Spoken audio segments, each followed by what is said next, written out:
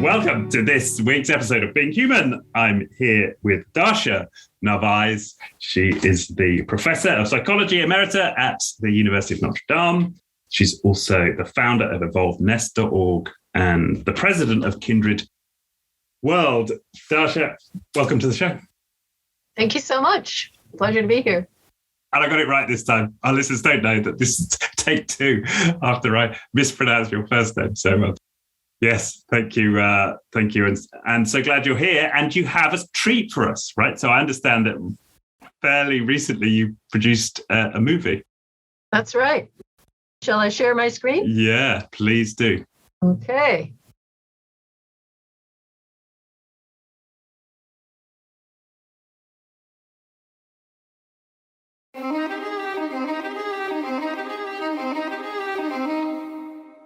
We've been told a story that we are selfish, aggressive, rugged individuals. But if that were true, we should have no problem with physical distancing and self-isolation. The pandemic showed us that this story is not who we are. That's because we evolved in cooperative bands of kin and non-kin, where we were nurtured and welcomed by all members of the community. We lived together. We gathered food together, we sang together, and we danced together. We knew it would have been impossible to survive on our own. But together, we thrived. Today, we are living in a culture that goes against everything it means to be human. Our culture emphasizes toughness over tenderness, isolation instead of togetherness, even for babies. As a result, we are depressed, anxious, chronically ill, and at the bottom of every international indicator for health. We are stuck in a cycle of competitive detachment where we feel disconnected from others and even ourselves, while at the same time feeling we have to compete for anything worthwhile.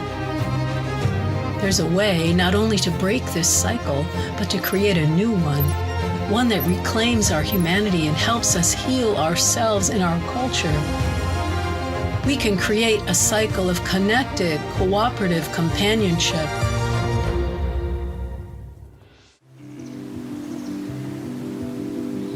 For most of our existence, we have created culture from the bottom up, from the way we raise children, and from the top down, from the stories we told one another. Children were nested in loving, supportive village care, growing deep connections to and respect for the natural world.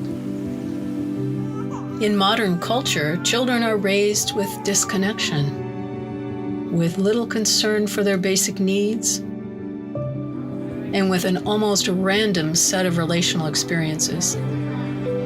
They still hear stories conveyed by various media, but they are full of put-downs, egoism, and violence.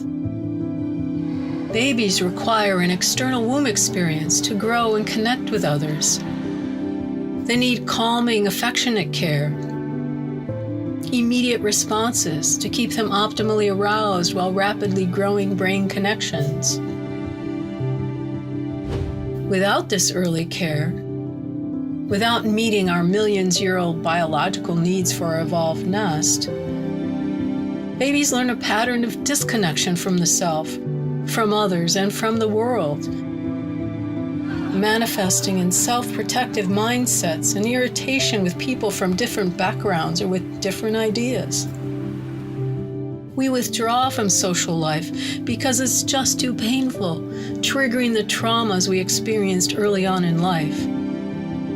We constantly seek to fill a void we were never biologically intended to experience. The good news is that it's possible to break this cycle of competitive detachment and restore the cycles of connected, cooperative companionship. We can learn what our basic needs are and find ways to help everyone get them met. We can take steps that open our minds and hearts and build empathy towards others who are different from us. We can become aware and careful about where we put our greatest asset, our attention. We can build attachment to the natural world by immersing ourselves in its beauty and developing our connection with its aliveness. Cultures can and do change. It begins with each one of us realizing our inherent nature to be empathic, flexible, and sovereign beings, followed by taking steps to heal and restore our core nature.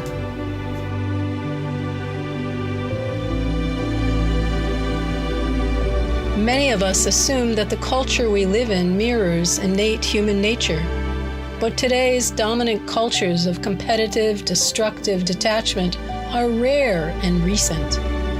Nearly every other culture that has ever existed during our species' history over millions of years has been one of connected, cooperative companionship.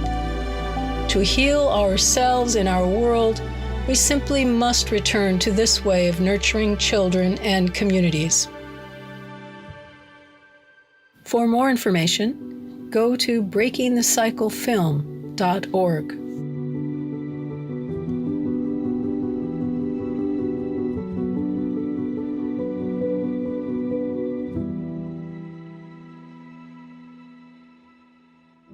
Wow. Yeah. Well, that brought a lump to my throat. Yeah. Yeah. That's, powerful. Yeah, powerful. And I made, there's several moments in that stood out. I wonder if we should start with the historical and then, bring us into, what we can do now. So explain to me, this idea that it's only recently we've developed competitive cultures. I suppose I'm interested in that, and why did that happen, and why is it so important to understand that? That's a big question. It's one that people puzzle about, scholars argue over. But there seems to have been something that occurred around 10,000 years ago where people started to settle into mono-agriculture systems, not willingly, typically, but then the hierarchies developed because people started to store resources. And before that, you ate the food that you collected immediately, pretty much. There wasn't a lot of inequality in how much people had intentionally. So our small band hunter-gatherer history is that's nomadic foragers. They're fiercely egalitarian. They pretty much everyone doesn't have possessions, maybe some slight thing, machete or something. But there's more of a gift orientation of sharing. And just like the natural world works, it's a gift economy that things just cycle through. And that was the norm. And then somehow there's a shift and people have different causal reasoning about it. People got afraid, and so they started to cultivate plants, domesticate animals. Seems to be more accidental and just, Anyway, we go. I'm not an expert in the area. I just read all the archaeology and the anthropologists about this. So something happened, and hierarchies developed, inequality, and then the people in power try to keep control, right? So they try to control those who they need to keep the system in place, just like we have today. So we have the 1%ers who are hoarding resources, essentially, and controlling the rest of us. We have to work to eat. That didn't used to be the case for most of our existence. And now we're forced into it. So we have homelessness and starvation and all this that you wouldn't have seen isolated in a particular group of people in a community. Everyone would starve together, right? If they starved in the past. So something happened. And there's a new book out by David Graeber and David Wengrow, just came out, about how the dominant view is that something shifted 10,000 years ago or so, and now we're stuck in this one pattern. And their book suggests, no, in the past, even before 10,000 years ago, people were shifting between hierarchical organizations during some seasons of the year, and then the egalitarian orientation or organization other times of the year. So even that, though, shows there's flexibility that we had in the past that today we think is impossible. And what happens with the hierarchical organization, the kind we have, at least especially in the States, where people are suffering at every level, and maybe not the 1% of 1%, but everyone else is suffering because there's such social poverty. And we thought what it meant and what it means to have social wealth or even ecological wealth. And instead we focused on economic wealth, because that's what happened in the last 10,000 years, the shift to the focus on that accumulation, right? So what it's done, then it undermines normal species development, because you're not providing the nest of care that the movie mentions, that requires everyone to be calm and relaxed and present and available to children and to one another in order to feel good and to promote the biochemistry and the neurobiology of gratitude and love and companionship and attunement. Instead, we've got a super stressed society in the States, particularly, states are spreading everywhere, all over the world, where everyone's worried about the where they're going to get the next paycheck or buy the next house. I mean, whatever it is, accumulation, and worrying about other possessions, and not about relationships, about being, enjoying one another. And they when you don't have the nest, you don't actually develop all those skills and all the neurobiology of affection and companionship that you would develop, because we're so immature at birth. We are shaped by our experiences early on. And if you're just set in a crib with or a playpen with a screen, you're not developing all the stuff that makes it easy to get along with other people. So we have all these disorganized, dysregulated, uncooperative adults now that don't know what they're missing in a way, and don't know how to connect to the natural world too, and only know hierarchy, dominance, submission, and that's because that's their neurobiology, because that's our primitive systems that dominate if you're stressed too much in early life. So anyway, I could go on and on. Yeah. No. That gives me a lot of, I guess a lot of context for this. And then I suppose what I'm reflecting and speaking to you as a psychologist is the psychological community, if you like, at large, when I reflect on it now, tends to deal with the symptoms of this society that we live in. And then the psychiatrists, not the psychologists, might medicate that or prescribe. But there doesn't seem to be a great deal of people talking in the way that you're talking about, which is like, well, hang on, why have we got this society like this in the first place? Is that, is that central to your work, right? That's right. So it's a matter of shifted baselines. Shifted baselines is a notion that came from oceanography, marine biology, where they realized that people assumed that whatever the oceans were like when they were children was the way they should be.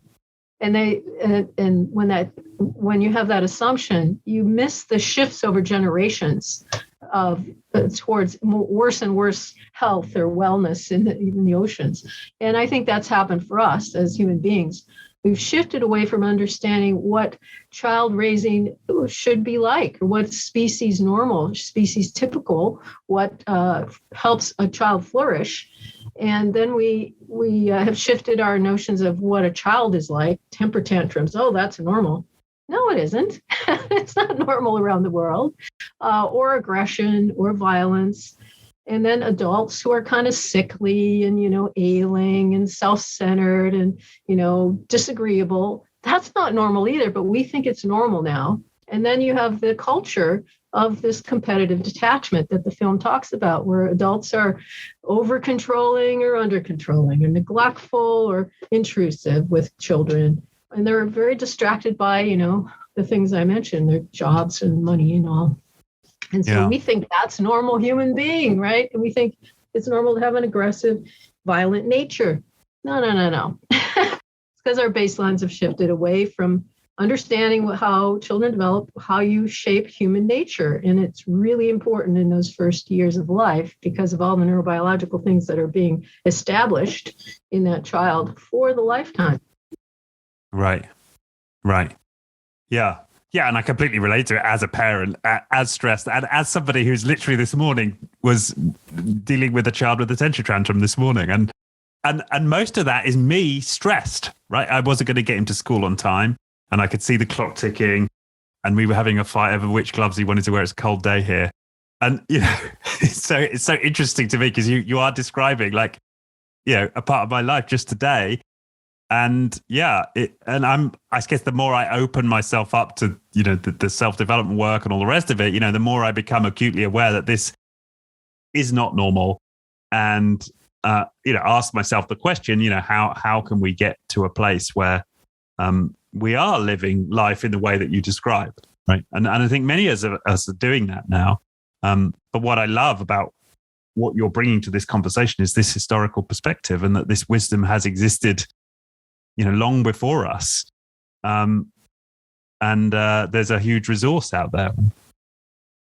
Yeah, in terms of child raising, I'm just writing a chapter about moral development and contrasting indigenous perspectives with the westernized version we all know, where in the West, you think, you have to teach children to be good. You have to force them and punish them into being a good person because we have this kind of latent original sin idea, right? That we're kind of bad otherwise. The indigenous perspective is don't interfere with the development of that child. No coercion, because you'll interfere with their spiritual development and throw them off track. You'll get them distracted, and we know this, oriented to avoiding punishment. That's what we think is normal for children, moral development. They're trying to avoid punishment. And so that's why they obey at first, if you ask them. Well, that's only in the westernized culture where you've already punished them and ignored them or, somehow abused them emotionally or something. It doesn't happen in indigenous cultures, First Nation cultures around the world. You wouldn't even dream of coercing a child. The Jesuits in the 1700s, they kept records of visiting the Americas. And there's one example, a child, one of the French children was playing the drum and a Native American person came nearby, a guy, I guess. And the child hit the Native American and caused him to bleed. And the Native Americans were all upset. And they went to the French and said, you need to give us some gifts because that's how you ameliorated a hurt, right? You gave the other party gifts and then everyone would forget everything. And the French said, well, that's not our way. We punish them. And so they stripped the child down and they're going to beat the child, and the Native Americans said, what? No, don't do that here. I'll take off my clothes. You beat me. You don't hit children. And so then the comment was of the recorder, the journalist, we're going to have trouble teaching these children to be good.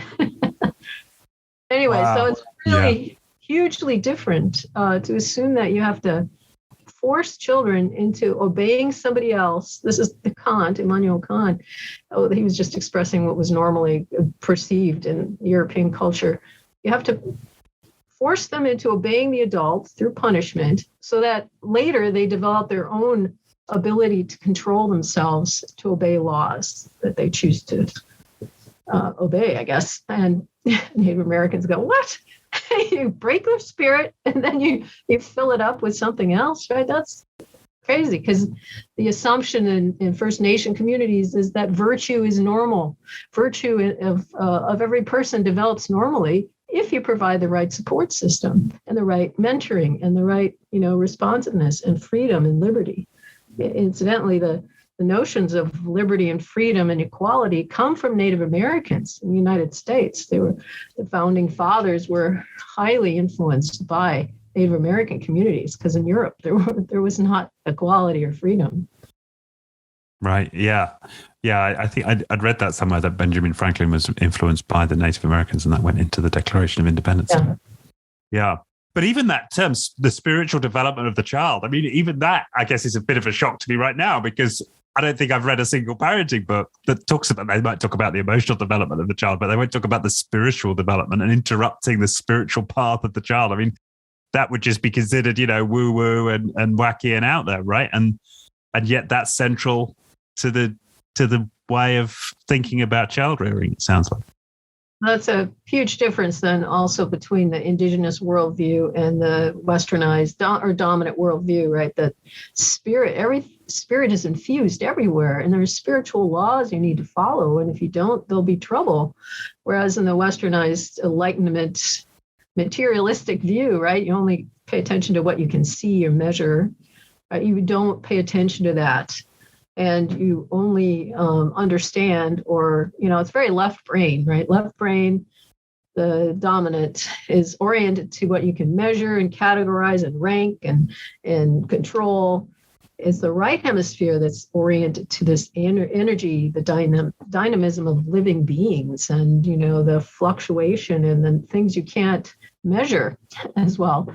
And so the Native American mind, because you're raised with this evolved nest that fosters all your capacities, and you're immersed in the natural world, and you have the capacity to be aware of all those things. Whereas in the West, we narrow down child raising to the minimum, keep them alive, keep them warm, keep them, under control. And then we think then they're going to be good people, but they've missed out on growing all these other capacities that we see in First Nation peoples. Right. Yeah. It was one of the chapters of the book, The Indigenous Sustainable Wisdom, which has got a collection of wonderful essays where there were two worldviews, which I think you're describing here: the cosmos, which is sacred and moral and unified, versus a worldview that the cosmos is fragmented, disenchanted, and amoral. Yeah, that's right. And we've lost that, right? We've lost that in the Western psyche somehow, is that idea that spirit infuses everything. Yeah, and it's often blamed on the Enlightenment philosophy, but I think the philosophy comes from experience. And so I suspect that the Black Death and other aspects, other experiences in the European context, probably the Crusades, somehow they divorced themselves from spirit and went towards the manifest, the left brain stuff, because there was too much grief or pain. There's something that happened in there. Because before that, the Europeans were also very spiritually oriented in this indigenous way. So it's just a recent few hundred years, perhaps, something happened. And unfortunately, it's destroying the planet, that worldview, right? That fragmented, amoral, it's all dead out there or inert, and only humans really matter. That's the worldview that that's dominating now. And so you cut down a forest, they're all dead anyway, right? They're all nothing. Whereas we understand now forests are communities. They're mother trees that feed the younger trees through the root systems, and they give back and forth to whoever's needy. I mean, it's very much a gift economy in the forest. And when you just plant trees, replacements, that's not a forest, that's a woodland, right? But you don't have the mother trees. You don't have all these networks of fungi and other creatures that are already very integrated into community companionship. Right. And I read in the book the story of one Native American who'd become a logger and then had to stop, quit his job, sold his chainsaw because he couldn't stand the screams from the trees. Yeah.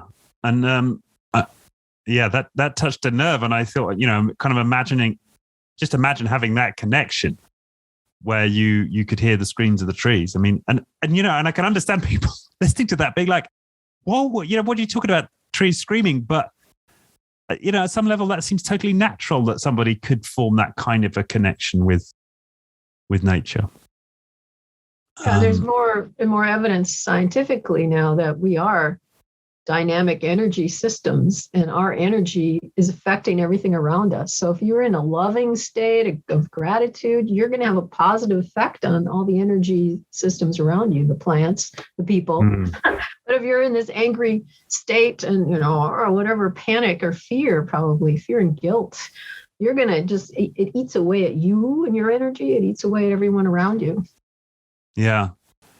Yeah. And you can't, and it blocks you from connecting in that way, and appreciating all of nature. Like, I think there was another line that in the Lakota tribe, there's no word for pest. They don't have a word for pest. And yeah, we I guess it's back to left brain. We categorize weeds and pests, and the things in nature we don't like or that don't serve us, and we dichotomize nature in that way. We fragment it. Yeah, we don't appreciate the whole. Right, and we put some people at the top. So yeah, we create a hierarchy. White males, right? Primarily for a while, right? And then it's women, nature, indigenous. They're not really quite human. That's unfortunately, we're trying to rebalance that, right? That idea that's been dominating for a few hundred years. Right. Yeah. No, and then we're not sort of, because by creating that hierarchy and that separation, we're no longer part of the whole. But then I guess people fear. So why don't people? Yeah. So that's a good question to ponder then. So what is the reluctance then for people, given the stress, given how unwell it's people? What's the reluctance to embrace this kind of thinking and orientation to the world? Why do we reject that? Well, we have, I always talk about the top down, what we, our stories that we tell ourselves, the belief systems, but then the bottom up, which is our neurobiology. Both things matter. So the stories we tell about primitives and savages, they're not as advanced as we are, even though they seem to be much more advanced, really, because they don't go to war and bomb and kill and exterminate and, total war. That never happened before. It's just the recent, millennia, I guess. Maybe a couple millennia with Rome, I'm not sure. But that's just weird. That's so extremely anti-life, right? And we think that's normal. Again, baseline shifting. So we have these stories that, we're superior and we're better, and, there's no other way. This, the collateral damage of progress is all these people have to suffer. Yeah, but, we're making progress and we're going somewhere. We don't know where exactly, maybe Mars, right, or something. I don't know. All right, then the bottom up stuff, though, is the neurobiological stuff from what I call undercare. When you don't receive the nest, you're not going to develop all the flexible attunement, socio-moral, emotional, social, emotional, moral intelligence of getting along easily and flexibly. That's what intelligence is about, flexibility. And you get very stiff-minded because you've been stressed so much as a baby. You're left to cry, left alone, sleep trained. Your system then of survival systems got enhanced. They are the things that grew great branches, arborization, and strengthened from the stress in early life. And your stress response system got tuned up to be highly easily triggered. And so when something happens that is unfamiliar, you go into that stress response, and that shifts the blood flow away from your higher order thinking to your muscles. You're not going to be open-hearted, open-minded. You're ready to fight or run, right? And so we have a lot of people in the States, anyway, who have been conditioned that way because we don't have parental leave. Babies are sent to daycare, inadequate daycare, at 6 weeks old, or, it's crazy. And the minimization of baby needs is so widespread. It's like, it's genetic, they're resilient, all these myths. Again, the top-down myths telling you, justifying whatever the situation is. And so we have a lot of people then and we have the, let me just say there's lots of research with rats showing that if you don't have a nurturing mother in the first 10 days of life, which is like 6 months for us, you do not learn to turn off genes that control anxiety. And so for the rest of your life, even if you have a nurturing mother after 10 days, oops, sensitive period is past. For the rest of your life, you're going to be anxious with something new. And the only way to counter that is with drugs, right? So we've got, millions of people like that in the States, right? They were undercared for. They're getting highly anxious with something changing. And so that looks conservative, but it's actually, fear and rigidity and inflexibility, and then grasping to some narrative that makes you feel okay. White men are better, and white men are the best, and we have to protect them, or they're after us. So you grasp onto some narrative that makes you feel, that pulls you out of that deep anxiety and insecurity you have as a human being, because you were undercared for and you felt left and in despair and alone and unloved. My goodness, it's a horror. It's the abyss. It's hell for a baby. And so you've got to find something to keep you going. Otherwise, just, turn over and die. Why be here? So that's your hope. You hang on to whatever that is. And people with money like to tell you what that should be. So the NRA, National Rifle Association, all the, hang on to your gun. That's what's important in your life, right?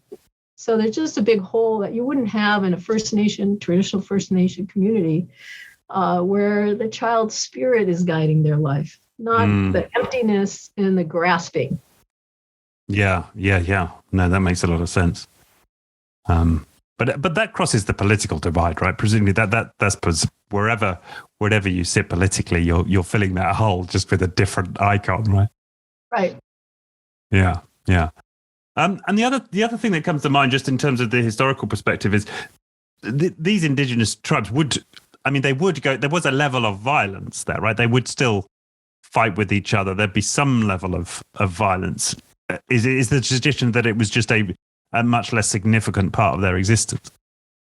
Yeah, no, that's the anthropologists and archaeologists fight over this all the time. So I'm not one of them, but my reading of it is that there was rivalry.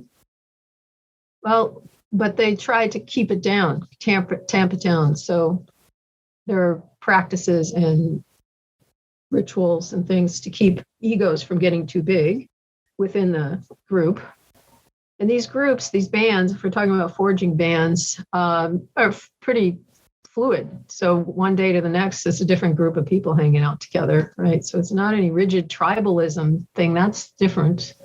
Okay. So I think people get mixed up on what a band is. That's a flexible group that keeps shifting and moving, like migratory animals, right, where food supply is, and very familiar with the same kind of route. And they are enjoying themselves essentially and eating what's there and not caring about storing things. Now, once you start to settle a little bit, or you cultivate a plant, or you domesticate an animal, now you're starting to have some hierarchy or something. And even in those groups, there's still some control of egoism. And for example, a hunter who gets a big animal, in the Kung, the San Bushmen were asked, well, why do you tease the hunter so much? When you say, oh, it's so small, we should go back and get a rabbit, it would be bigger, and they do all these teasing, and they tease till the guy's laughing, you just head off, because that brings down the ego when you're laughing with your buddies, right? And they have other practices to control the hunter's ego, like they shift whose arrow it is. So you don't know whose arrow it is, or it's that other person's arrow that got the animal. So who's really the winner, whatever. Okay, yeah. So they have different practices like that. And so the ego control is really important. I'm forgetting now where it was going. I got off on that story. Well, no, we were talking about the violence that does exist, right? And I'm just interested because violence, yes. Yeah.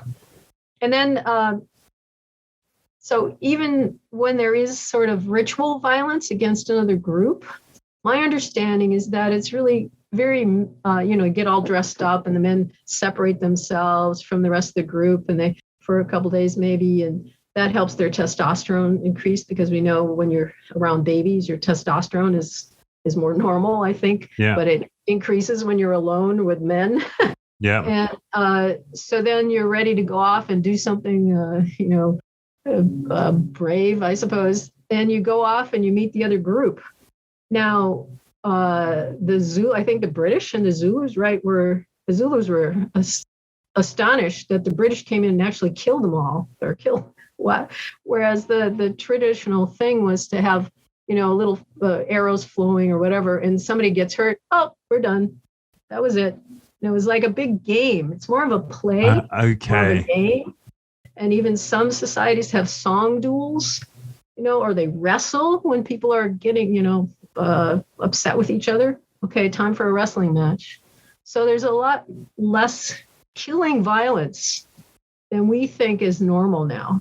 Now, if there's a person who starts to go mentally crazy and kill somebody, and the little group is worried about them killing someone else, they might kill him, or at least expel him, depending on how dangerous he is. So there are ways to do things, and it's never as clean as it sounds like when we're summarizing across time and groups.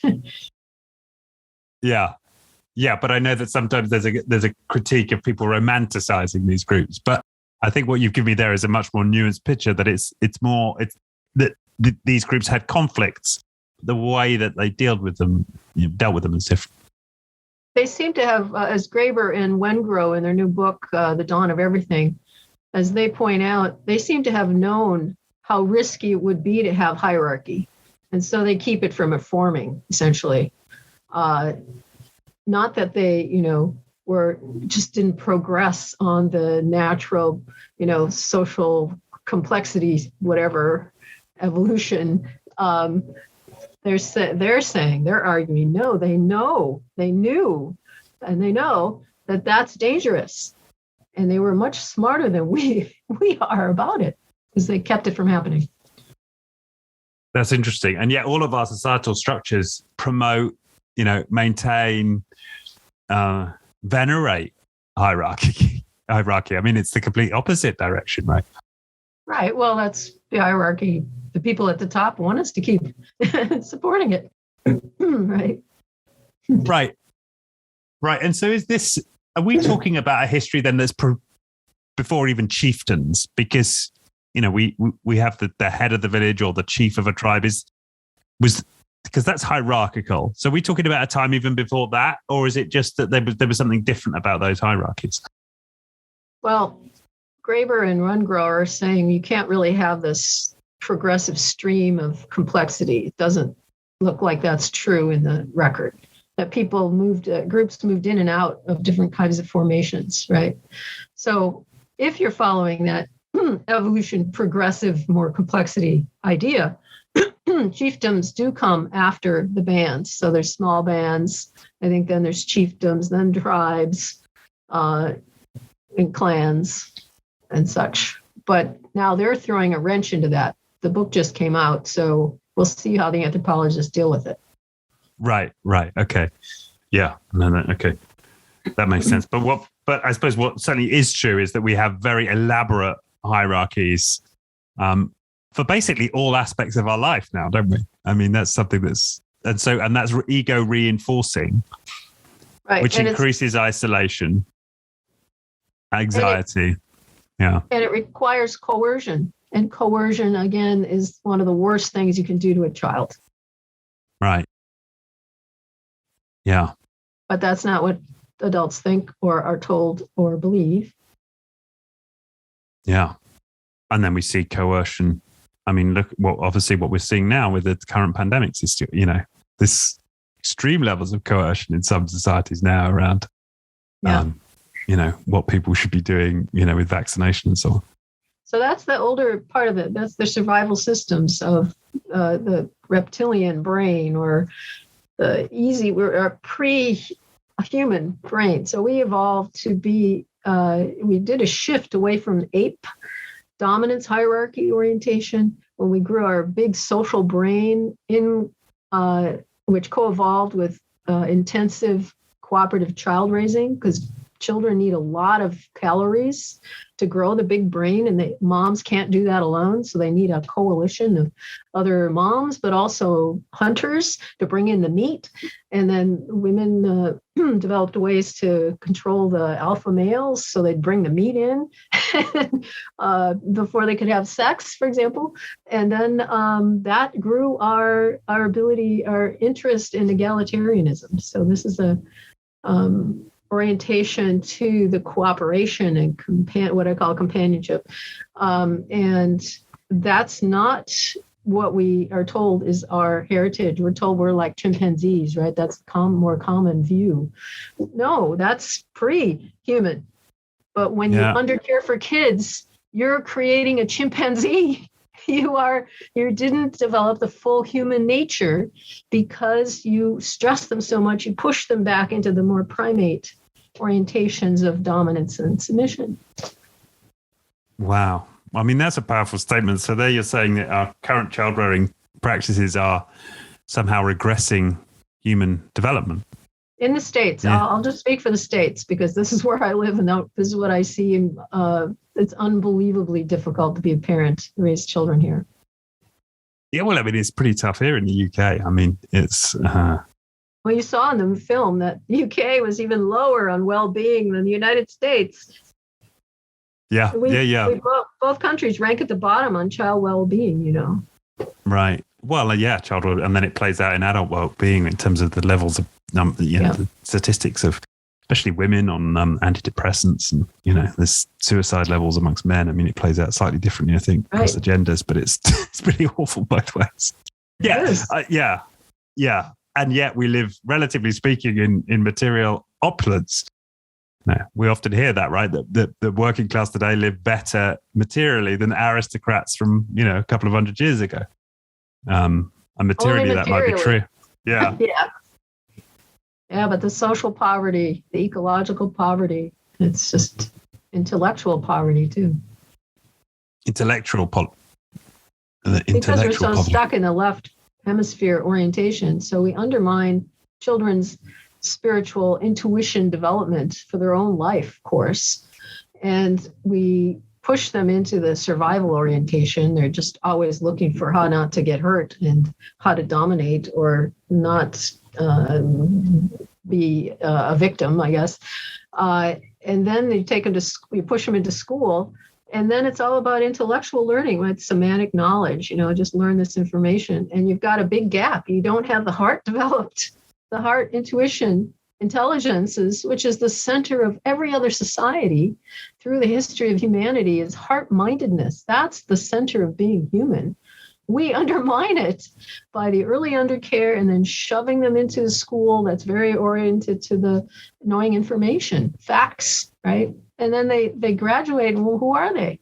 Well, they're easily manipulated because they don't have any sense. Their moral compass has been broken or not awakened. And they're easily manipulated into joining Wall Street and doing all sorts of damage to the world. I'm sorry, I have a bias there, obviously.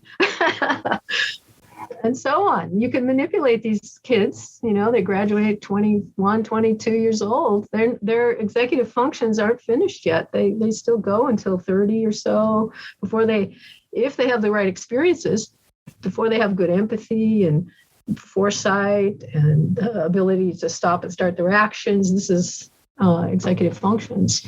But if they haven't had a lot of play, which is really related to becoming human, and they've just been in this kind of hothouse pathway, I wouldn't trust them. I don't want them in charge of life in any decisions, right? Because they're kind of, missing a part of their humanity. Right. I speak very strongly, as you see.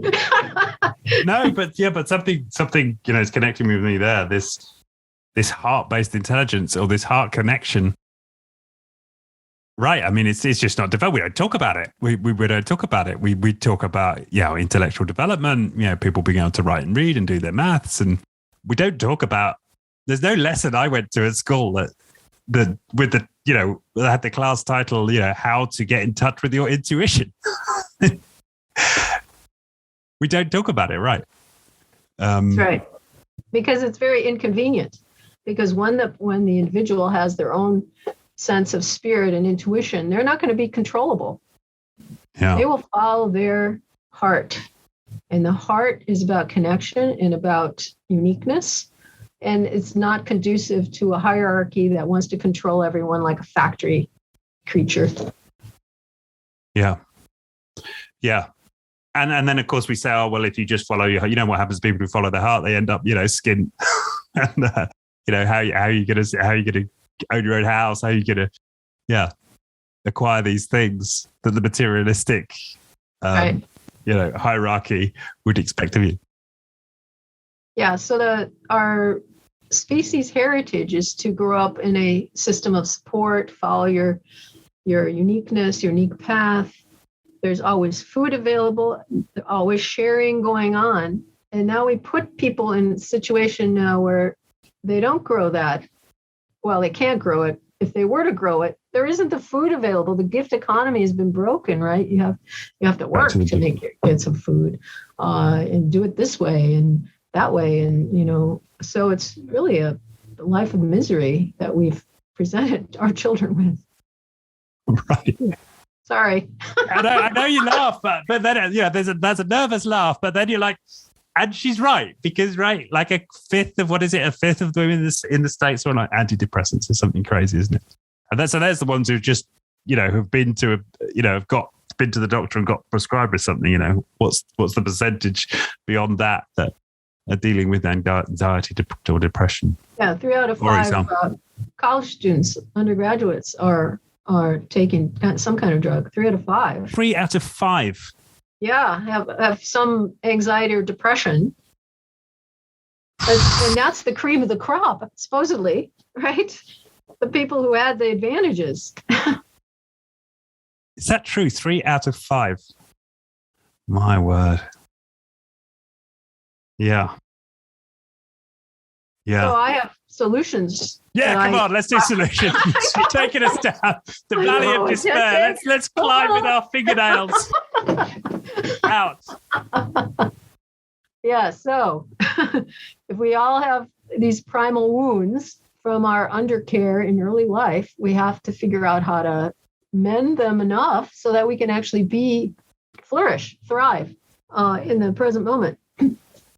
So I talk about first paying attention to when you get afraid or angry or nervous or anxious, and then learn to notice that, keep track, and then learn to calm down.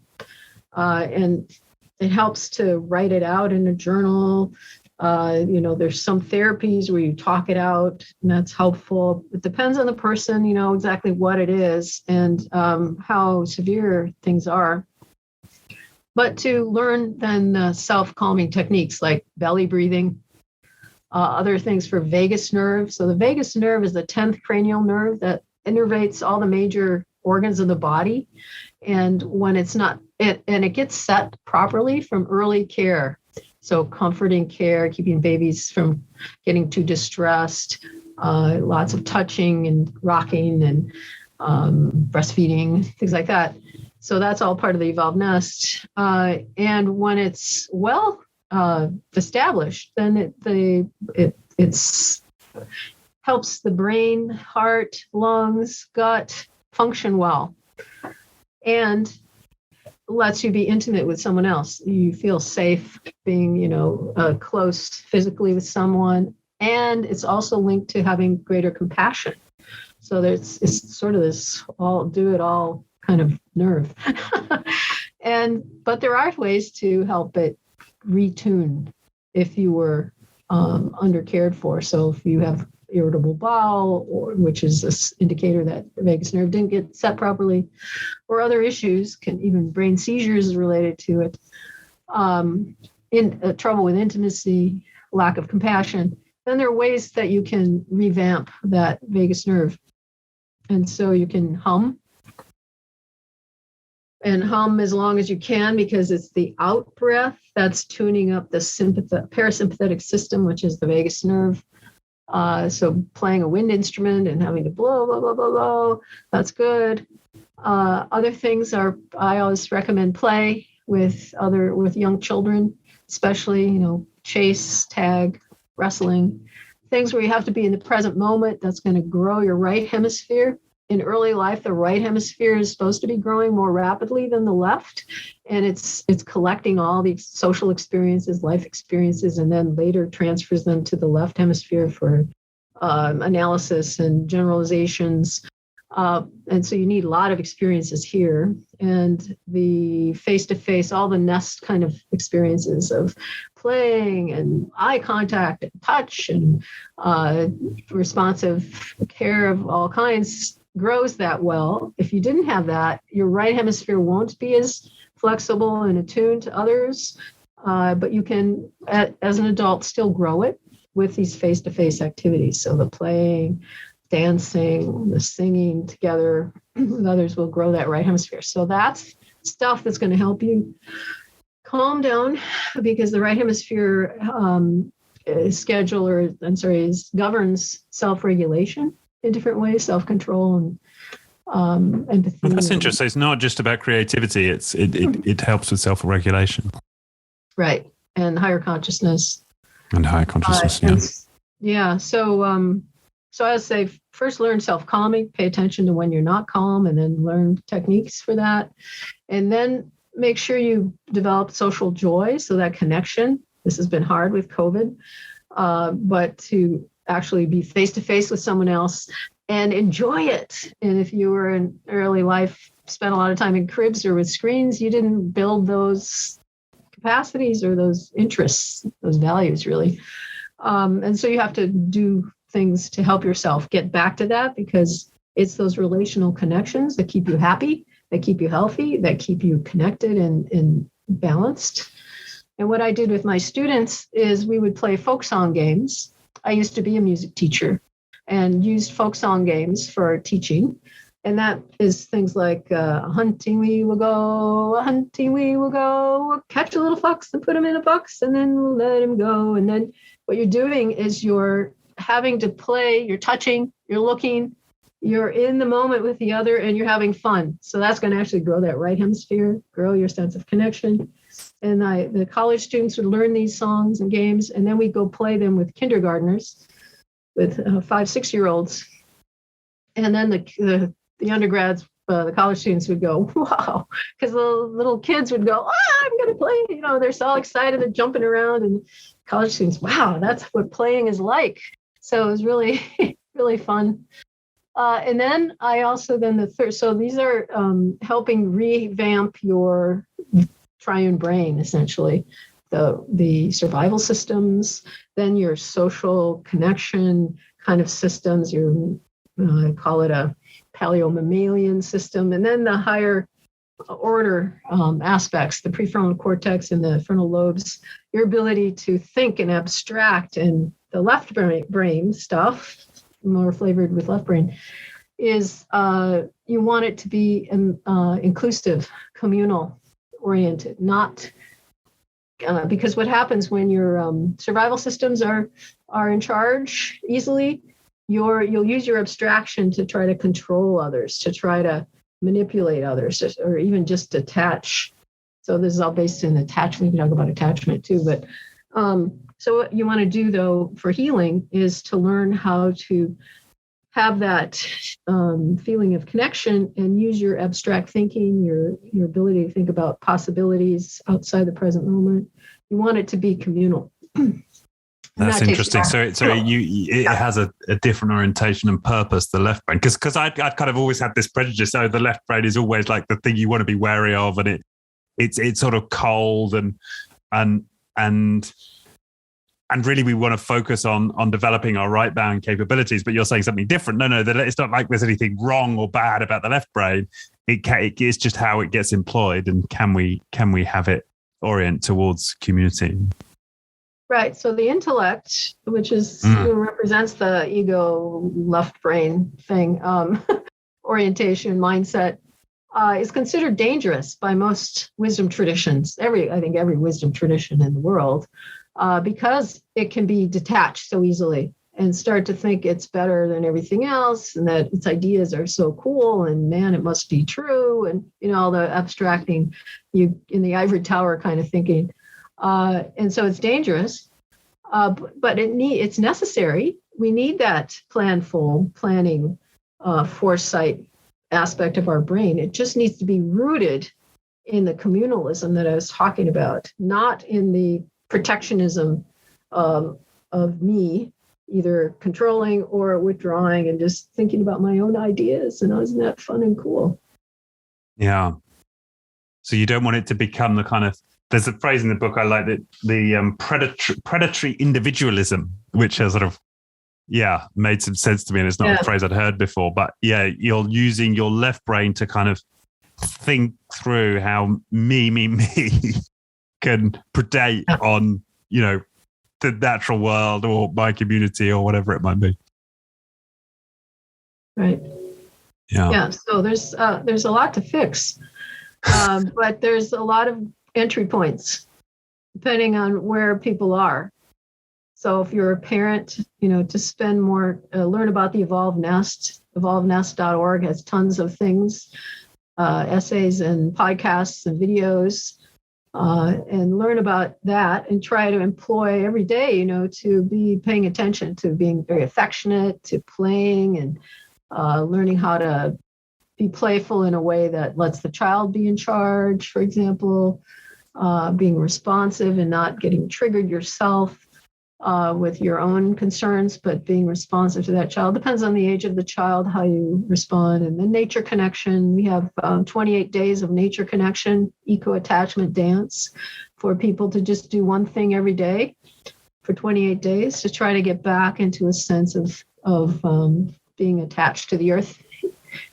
And so there's a lot of things there to do. And if you're a professional, to see how it is your workplace provides the nest and what you can do, because we need the nest throughout our lives. And the birthing and the breastfeeding, that's for early life, but all the rest of it is for everybody. So welcoming climate, playful interactions, responsive mentors, nature connection, healing routine, healing practices. So the San Bushmen, of the Kalahari, they've been around for 150,000 years or so. Our genes, there are relatives, and they have routine healing practices. Several times a week, they'll have a grief dance or ceremony or trance and let go of things. And we've got tons of grief going on now, all of us. And so we need to have those routine ways of letting it go so that we can be clear-hearted. So part of heart-mindedness is to clear off resentments and grief and concerns or imbalances. And so you can actually be in tune with your spiritual, whatever pathway that is, the unmanifest. I mean, I don't know. It's so hard to talk about because we're in a sciencey, manifest-oriented world, right? But there is something beyond that. And we need to tap into it. And you can't if you're all caught up in your fear and guilt and anger and resentments, right? You have to let them go. So having routine practices for that. Families can do this at home. Okay, we're going to all write down something we don't like and throw it in wad up the paper and throw it in the fire or whatever it is. Or have a dance-a-thon and everyone can act like a wild animal. I do that with my kids. I dance around the kitchen with my kids. Yeah. All that kind of stuff. So there's things you can do at every level. We have to heal adults. So adults need to also have all these self-aware activities and being nested, and then start to rethink about how we live together as societies, as communities. Yeah, beautiful. I think that makes so much sense. When you mentioned the San tribesmen, well, first of all, having some kind of grieving session several times a week. I mean, that makes total sense because we're constantly building up resentments and stuff is bubbling up from our past and our childhood. So, and my own experience in the self-work that I do in the therapy, I'm doing that like several times a week. But to think that whole communities could engage in that together, how much more powerful would that be? That's a wonderful idea. And it also reminds me, I don't know if you come across the book, The Continuum Concept by Judith Ladoff. Yeah. Well, she describes in that when she was observing some indigenous tribes down in South America, how the men in the tribes would just as a matter of course, if they got upset about it, just go cry openly in front of the rest of the tribe in the arms of their wife. And it didn't appear to diminish their masculinity. It was just, they got upset about it. They'd have a cry and they'd weep, openly, being held by their wives. I mean, that might happen like if somebody dies, but it doesn't happen as a matter of course in our culture. And just, that really opened my eyes to, I suppose now in these terms, how open-hearted communities can be. Yeah. And I suppose that's what you're talking about here, that it's possible. That's right. Yeah, it's so different. So my grad student, Mary Tarsha, and I wrote a chapter recently I should get the book any day, called The Missing Mind. And we talk about how E. Richard Sorensen, an anthropologist, distinguished between what he called pre-conquest and post-conquest cultures or consciousness. And the pre-conquest are all these hunter-gatherer societies he lived with around the world and filmed. And the post-conquest are the very left-brain oriented, the westernized, dominant worldview people. And when they come in contact, it's quite a shock for both, right? In the journals and accounts of the Europeans coming to the Americas, the Europeans thought, these people don't know how to do anything. They haven't done anything to the land, so we can just take it, because in those days they believed, and I think it's still in the books, if you don't do something with the land and improve it, you don't own it. It's not yours. And so they came in thinking that, well, they didn't do anything, we'll just take it. We take all the land, right? But they had been doing stuff, just like in Australia, the Aborigines were tending, right? Keeping things from burning down by having little fires, right? Instead of the big fires. And so the Europeans come in, they think that they don't know what they're doing because they don't control their children. They let them run around, this thing about coercing kids wasn't there. And then the natives are thinking, who are these Europeans? They seem to be soulless. They're not there. They're not emotionally present. They're just greedy. They can't get their mind off of stuff, and grabbing and grabbing and grabbing. So there's something, pre-conquest is about enjoyment and being with one another and loving life and, enhancing the well-being of the people you're with, but also the natural world. You're not cutting things down and burning up a forest just for a fire, like the reports were for the Europeans coming to the Americas. But the post-conquest, it's all about control and wanting dominance and wanting, because of the primal wound, the deep emptiness and disconnection that then follows you throughout life unless you heal it. And then you don't know any better. And everyone's the male rivalry and the big egos, all that's allowed to, grow out of hand. And here we are. We've got a bunch of big egos killing us. So let's get back to healing. Let's get singing.